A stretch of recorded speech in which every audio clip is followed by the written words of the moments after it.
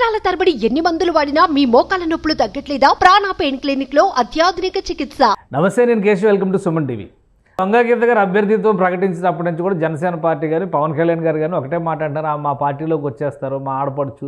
ఇది ఒక రకమైనటువంటి మైండ్ గేమ్, ఎమోషనల్ గేమ్ ఏమన్నా జనసేన పార్టీ ఆడుతుంది. ఆల్రెడీ ఆమె కూడా మెగాస్టార్ అంటే మాకుండే అభిమానం మాకుంటుంది, గుండెల్లో ఉంటుంది అనేటువంటి ఒక స్టేట్మెంట్ ఇచ్చారు ఓటింగ్ కంప్లీట్ అయిన తర్వాత కూడా. సో ఏంటి, ఏమన్నా ఈక్వేషన్స్ ఉన్నాయా? వంగాగీత గారు జనసేనలోకి వచ్చేటువంటి సంకేతాలు ఏమైనా ఉన్నాయా? 100% అండి. మాకు అధిష్టానం నుంచి కూడా నాగబాబు గారు కూడా వంగాగీత గారిని ఏమి అనొద్దు అని చెప్పేసి మాకు క్లియర్ గా చెప్పారు. ఒకవేళ పొలిటికల్ డిబేట్ లో గట్రా ఏమన్నా వచ్చినా సరే డిస్కషన్ అవి జనరల్ గా తీసుకెళ్ళండి తప్ప ఆమెను కార్నర్ చేసి ఏమి తిట్టద్దని చెప్పేసి అయితే చెప్పారు. ఫస్ట్ విషయం. రెండోది ఏంటి అంటే ఆవిడ డెఫినెట్ గా ఆఫ్టర్ ఎలక్షన్ గెలిచిన కాన్సెప్ట్ లేదులేండి. అసలు ఆ గెలిచిన మాట తీసేసాను పిఠాపురం నియోజకవర్గంలో వంగాగీత గారికి. ఆమె తర్వాత పార్టీ మారుతారు, 100% మా పార్టీలోకి వస్తారు. ఆవిడ ఒక్కళ్ళే కాదు, రాష్ట్ర వ్యాప్తంగా దాదాపుగా 31 మంది ఇప్పుడు రెడీగా ఉన్నారు కూటమిలోకి రావడానికి. అందులో మా ఒంగోలు నియోజకవర్గంలో కూడా ఒక పెద్ద నాయకుడు ఉన్నాడు కూటమిలోకి రావడానికి. బట్ ఆఫ్టర్ రిజల్ట్స్ జరిగింది 100%. గెలిచినా కూడా జరిగింది మా నియోజకవర్గం వరకు. చాలా చోట్ల మొత్తం మీద 31 మంది. నిజమేనా? నా నెక్స్ట్ క్వశ్చన్ అదే. చాలా మంది టచ్ లోకి వెళ్ళారు, అలానే జనసేన వదిలి వెళ్ళిన వాళ్ళు కూడా మళ్ళీ రివర్స్ డ్రైన్, మళ్ళీ వెనక్కి రావడానికి అడుగుతున్నారు అనేటువంటి చర్చ నడుస్తుంది. ఎంత వాస్తవం? అవునండి, అది జరుగుతుంది. 31 మంది ఆల్రెడీ కూటమికి టచ్ లో ఉన్నారు. కూటమితో ఇటు కళ్యాణ్ గారితో, అటు చంద్రబాబు నాయుడు గారితో, పురంధరేశ్వరి గారితో టచ్ లో ఉన్నారు. 31 మంది ఆఫ్టర్ రిజల్ట్స్ కూటమిలోకి వస్తారు వైసీపీ నుంచి. వాళ్ళు ఏ స్థాయి నాయకులు? ఎమ్మెల్యే ఆ స్థాయి నాయకులా, లేదంటే ఇంకా లోకల్ లెవెల్?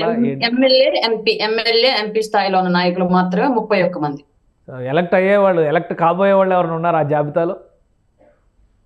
తెలియదండి. అంటే రిజల్ట్స్ వస్తేనే కానీ చెప్పలేము. ఇప్పుడు వాళ్ళు పలానా వ్యక్తి గెలుస్తాడు అని ఒప్పుకుంటే అక్కడ నేను మా కూటమి అభ్యర్థి ఓడిపోతాడని నేను స్టేట్మెంట్ పాస్ చేసినట్టు అట్లాంటివి నేనేమి చేయను. 31 మంది అయితే ప్రస్తుతానికి టచ్ లో ఉన్నారు వైసీపీ నుంచి. డెఫినెట్ గా వాళ్ళు ఆఫ్టర్ రిజల్ట్స్ పార్టీ మారుతారు. అందులో ఎంతమంది గెలిచి వస్తారు, ఎంతమంది ఓడిపోయి వస్తారనేది మనకు తెలియదు. కానీ అంటే జనసేన నుంచి వెళ్ళిన నాయకులు కూడా కొంతమంది ఉన్నారన్నారు. పోతిన మహేష్ లాంటి వాళ్ళు ఎవరైనా టచ్ లోకి వచ్చారా? పోతిన మహేష్ విషయం నాకు తెలియదండి. కొంచెం ఉత్తరాంధ్ర నుంచి పక్కకి వెళ్ళిన ఒక 2-3 మళ్ళీ సార్తో సంప్రదింపులు జరపడానికి ప్రయత్నం చేస్తున్నట్లుగా తెలుస్తుంది. ఓకే, అంటే ఎలక్షన్స్ అయిన తర్వాత ఇంకా చాలా చేంజెస్ చూసే మహేష్ అనే వ్యక్తి వచ్చినా సరే తీసుకోరండి. మేమైతే ఒప్పుకోము ఆయన పార్టీలో తీసుకోవడానికి. ఎందుకంటే గార్బేజ్, అంతే. గార్బేజ్ అని అర్థం అయిపోయింది. అట్లాంటి గార్బేజ్ ని మళ్ళీ తెచ్చి పార్టీలో పెట్టుకునే ఉద్దేశం మాకైతే లేదు. అంటే తల్లిపాలు తాగి రొమ్ము గుద్దే రకాలు అంటారు కదా, అట్లాంటి వాళ్ళని కళ్యాణ్ గారు ఎంటర్టైన్ చేయరు. కాబట్టి ఆ వ్యక్తికి పార్టీలో మళ్ళీ ఎంట్రీ ఉండకపోవచ్చు. అంటే రాజకీయాల్లో ఇలాంటివన్నీ సహజం అంటారు కదా, పరిస్థితులను బట్టి ఇటు నుంచి అటు నుంచి. రాజకీయంగా చేస్తే మేము కూడా పట్టించుకోమండి. పార్టీలో నుంచి టికెట్ రాలేదనో, లేదంటే అపాయింట్మెంట్లు ఇవ్వట్లేదనో ఇట్లాంటి నేరాలు వేసేసి బయటికి వెళ్ళిన వాళ్ళు ఎవరు కూడా ఇతను మాట్లాడినట్లుగా మాట్లాడాలి. కేవలం వాళ్ళల్లో ఉన్నటువంటి అసంతృప్తి ఏదైతే ఉందో అది మాత్రమే మాట్లాడారు. ఇతను 10 కోట్లు టికెట్ అమ్ముకోవడానికి చూసి తర్వాత 5 కోట్లకి అతనే అమ్ముడుపోయి వైసీపీ ఏ స్క్రిప్ట్ ఇస్తే ఆ స్క్రిప్ట్ మాట్లాడాడండి. తను మాట్లాడుతున్నది స్పృహ ఉండి మాట్లాడుతున్నాడా లేదన్న కాన్సెప్ట్ లో అంత స్థాయిలో దిగజారి మాట్లాడాడు, నీచానికి మాట్లాడాడు. అట్లాంటి నీచులు మా పార్టీలో అక్కర్లేదని మా భావన. అంటే ఆయన 5 కోట్లకి అనేది ఏంటి రేట్ ఏమైనా ఫిక్స్ అయిందా? 10 కోట్ల నుంచి 5 కోట్లు మీకు తెలీదా? 5 కోట్లకు ఇన్ఫర్మేషన్ లేదు, మీకు కన్ఫర్మేషన్ ఉందా అని అడుగుతున్నా.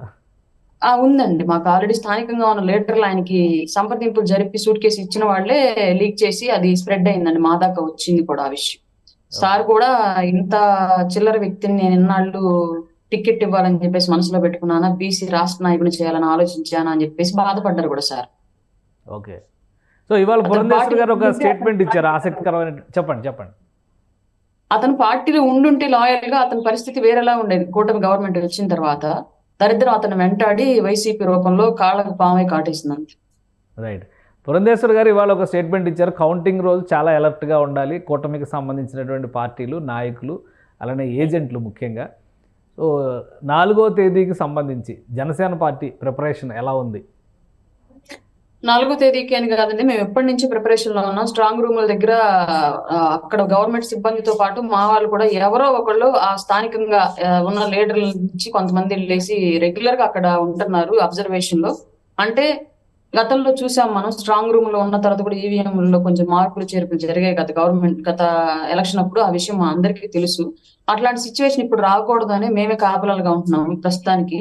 ఇంకోటి ఏంటి అంటే ఎలక్షన్ రోజు కూడా చాలా హింసాత్మకమైన ఘటనలు కొన్ని నియోజకవర్గంలో జరిపి స్థానికంగా ఉన్నటువంటి ఏజెంట్లు పారిపోయేలాగా చేసి మూకుమ్మడిగా కౌంటింగ్ అనేది వాళ్ళకు అనుకూలంగా చెప్పించుకోవాలనే ఉద్దేశంతో వైసీపీ ప్లాన్ చేస్తున్నట్లుగా మాకు కొంత సమాచారం వచ్చింది కాబట్టి ఆ రోజు ఫుల్ అలర్ట్ గా ఉండాలి.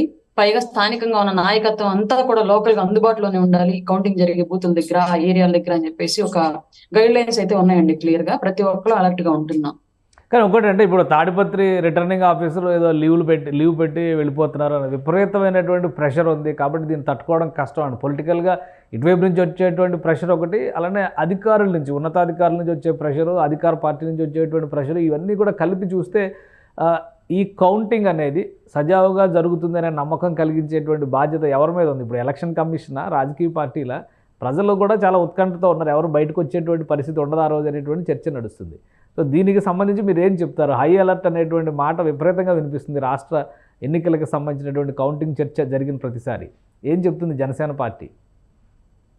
ముమ్మాటికి సజావుగా జరిగిద్ది కౌంటింగ్ అనేది మేము నమ్మట్లేదు. ఎందుకంటే జగన్మోహన్ రెడ్డి అనే వ్యక్తి పదవి కోసం ఏ స్థాయికి దిగజారగలడో, ఏ స్థాయికి తెగబడగలడో మాకు తెలుసు. అతని వ్యక్తిత్వం మాకు తెలుసు కాబట్టి అట్లాంటి వ్యక్తి అతను ఓటమిని ఒప్పుకుంటాడని మేము అనుకోవట్లేదు. కాబట్టి ఏదైనా చేసి గెలవాలి అనే ఉద్దేశంతో అతను ప్రవర్తిస్తాడు. కాబట్టి 100% కౌంటింగ్ దగ్గర ఘర్షణలు జరుగుతాయి. ఆ ఘర్షణల్లో చాలా మంది ఇబ్బంది పడతారు. ఈ సిచ్యువేషన్స్ అన్ని కూడా ముందుగానే తెలుసుకొని మేము మా ప్రయత్నాలు మేము చేసుకుంటున్నాం. అలాగే ప్రిసైడింగ్ ఆఫీసర్స్ ఎవరైతే ఉన్నారో వాళ్ళందరూ ఇప్పటికే 9 మంది సెంట్రల్ ఎలక్షన్ కమిషన్ కి అర్జీలు పెట్టుకున్నారు. మమ్మల్ని దయచేసి మెడికల్ లీవ్లు ఇచ్చి మమ్మల్ని ఇక్కడ ఈ విధుల నుంచి తొలగించండి, మేము తట్టుకోలేకపోతున్నాం, ఈ ప్రజలు బెదిరింపు కాల్చు, మా ప్రాణాలకి భయం ఉంది అని చెప్పేసి ఆల్రెడీ లెటర్లు రాసిన పరిస్థితి ఉంది. ప్రజలు ఆల్రెడీ తీర్మానించేసి ఈవీఎంలో వాళ్ళ నిర్ణయాన్ని భద్రపరిచిన తర్వాత కూడా ప్రిసైడింగ్ ఆఫీసర్స్ ని బెదిరిస్తున్నారు అంటే దాంట్లో ప్రధానంగా మనకు కనిపిస్తున్న విషయము కౌంటింగ్ రోజు హింసలకు పాల్పడడానికి అని క్లియర్ గా అర్థమవుతుంది. లేదంటే వేరే అవసరం లేదు కదా, బెదిరింపు కాల్స్ చేయడానికి వేరే అవసరం ఏమీ లేదు. ప్రిసైడింగ్ ఆఫీసర్స్ తప్పుకుంటే కొత్త వాళ్ళని వీళ్ళకి ఇష్టం వచ్చిన వాళ్ళు ఏమన్నా పెట్టించుకునే సోర్సెస్ ఏమైనా ఉన్నాయా అనేది ఒక కోణంలో ఆలోచించాల్సి. రెండోది, అక్కడ ఉన్నటువంటి ప్రిసైడింగ్ ఆఫీసర్స్ అందుబాటులో లేకుండా ఉంటే వీళ్ళు చేయాల్సిన పనులు ఈజీగా చేసుకోవచ్చు అన్న కాన్సెప్ట్ ఇంకోటి ఉంది వైసీపీకి. కాబట్టి డెఫినెట్ గా కౌంటింగ్ రోజు దాడులు అయితే జరుగుతాయి వైసీపీ నుంచి. దానికి ప్రతిఘటించే పరిస్థితి మా వైపు నుంచి కూడా ఉంటది. ఇది పెద్ద ఎత్తున జరిగిద్దా లేదంటే ఒక మోస్తరుగా జరుగుతుందని చెప్పలేము. అట్లాంటి సిచ్యువేషన్స్ అయితే ఇప్పుడు కనిపిస్తున్నాయి కాబట్టి రాష్ట్రంలో, దాన్ని బట్టి మేము దాన్ని గెస్ట్ చేయాల్సి వస్తుంది. కానీ ఇంకా ఎగ్జాక్ట్గా 10 రోజులు మాత్రమే సమయం ఉంది. కేంద్ర ఎన్నికల సంఘం నుంచి కానీ లేదా అటు కేంద్ర బలగాల నుంచి కానీ సహకారం తీసుకునేటువంటి పరిస్థితి ఉందా ఆంధ్రప్రదేశ్లో? ఇప్పుడు ఉన్నటువంటి అంటే వ్యవస్థలను కంట్రోల్ చేసేటువంటి విధానం మొత్తం కూడా మేము సిస్టమేటిక్గా అమలు చేస్తాం, సిస్టమేటిక్గా కౌంటింగ్ పూర్తి చేస్తాం ఎన్నికల కమిషన్ చెబుతున్నప్పటికీ అనేక సందేహాలు వస్తూనే ఉన్నాయి పదే. సో ఫర్దర్గా నెక్స్ట్ యాక్షన్ ఏ విధంగా ఉండాలని రాజకీయ పార్టీలు భావించే అవకాశం ఉంది? ఖచ్చితంగా ఎక్కువ ఫోర్స్ ని ప్రతి కౌంటింగ్ కేంద్ర దగ్గర మోహరించాల్సిన అవసరం ఉంది. అలాగే లోపల ఉన్నటువంటి అధికారులకు కూడా భద్రత కల్పించాల్సిన అవసరం ఉంది. బయట ఎలాంటి చెదురుమదురు ఘటనలు జరగకుండా కంట్రోల్ చేయాల్సిన అవసరం కూడా ఉంది. ఇది ఎంతవరకు చేస్తే అన్న భయం మాకు ఎందుకు కలుగుతుంది అంటే, పిన్నెల రామకృష్ణారెడ్డి గారికి బెయిల్ రావడం అనేది మాకు పెద్దగా సందేహం కలిగించింది. ఆ స్థాయిలో దాడులకు తెగబడి ఆ నియోజకవర్గంలో అంత స్థాయిలో హింస చెలరేగిన తర్వాత, జరిగిన సంఘటనలకు కారణం తెలిసిన తర్వాత కూడా, ఆ వీడియో విజువల్స్ వచ్చిన తర్వాత కూడా అరెస్ట్ చేయకుండా సినీ ఫక్కీలో అదిగో దొరికాడు, ఇదిగో లుక్అవుట్ నోటీసులు, ఇదిగో పారిపోయాడు అని చెప్పేసి, ఇదిగో కోర్టుకు వస్తున్నాడు అని చెప్పేసి ఇలాగా సినీ ఫక్కీలో అతను తప్పించేసి కోర్టుకు వెళ్లి బెయిల్ తెచ్చుకునేలాగా చేసింది డిపార్ట్మెంట్, సపోర్ట్ చేసింది. 100% డిపార్ట్మెంట్ సపోర్ట్ లేకపోతే ఇది జరగదు. డిపార్ట్మెంట్ సపోర్ట్ తో ఇదంతా జరిగిందని మేము బలంగా నమ్ముతున్నాము. ఈ బెయిల్ రావడానికి అలాగే వీటన్నింటికి కూడా గవర్నమెంట్ వ్యవస్థలో ఉన్నటువంటి వ్యక్తులు ఆయన సపోర్ట్ చేశారని మేము బలంగా నమ్ముతున్నాం. కాబట్టి రేపు కౌంటింగ్ అనేది ఎట్లా జరుగుతుంది, అలాగే స్టేట్ ఎలక్షన్ కమిషన్ కన్నా కూడా సెంట్రల్ ఎలక్షన్ కమిషన్ ని మేము రిక్వెస్ట్ చేసుకోవాల్సిన పరిస్థితి వస్తుంది. మాకు ఇంకొంచెం భద్రత కల్పించాలి, అలాగే ఇంకొంచెం పారదర్శకంగా అక్కడ ఉన్న వాళ్ళు పనిచేసేలాగా చర్యలు తీసుకోవాలి అని చెప్పేసి. Right, thank you Rayapati Arun గారు మీ అభిప్రాయాలు తెలియజేసినందుకు. ఇది ఆంధ్రప్రదేశ్లో కౌంటింగ్కి సంబంధించి అత్యంత అప్రమత్తతతో కూడినటువంటి పరిస్థితులు ఉన్నాయనేటువంటి మాట అరుణ్ గారు చెప్తున్నారు. రాజకీయ పార్టీలు ముఖ్యంగా విపక్షాలు కౌంటింగ్ నిర్వహించేటువంటి తీరుపైన కొన్ని అనుమానాలు ఉన్నాయి. ఆల్రెడీ అధికార పార్టీ ప్రత్యేకమైనటువంటి ఏర్పాట్లు చేయడం ద్వారా భయాందోళనకు గురి చేసేటువంటి వాతావరణం ఉందని హెచ్చరిస్తున్నారు. మరోవైపు జనసేన, తెలుగుదేశం, బీజేపీ కూటమిని ఖచ్చితంగా ప్రజలు ఆశీర్వదిస్తారు. 125 నుంచి 135 సీట్లు లెక్క వేసినట్టుగా చెబుతున్నారు. అలానే జనసేన పార్టీ 21కి 21 గెలవడానికి అనేక అవకాశాలు ఉన్నాయనేటువంటి మాట స్పష్టంగా చెప్తున్నారు. ఇక పార్టీ గెలుపు తర్వాత అంటే ఫలితాల తర్వాత జనసేనలో చేరేందుకు పార్టీని వీడిన వాళ్లే కాదు, వైసీపీలో ఉన్నటువంటి కొంతమంది సీనియర్ నాయకులు కూడా టచ్లో ఉన్నారనేటువంటి సంచలనాత్మక విషయాన్ని అరుణ చెప్తున్నారు. ఇది special discussion. Keep watching. Suman టీవీలో మీ పర్సనల్ అండ్ బిజినెస్ ప్రమోషన్స్ కోసం కింది నెంబర్కి కాంటాక్ట్ చేయండి.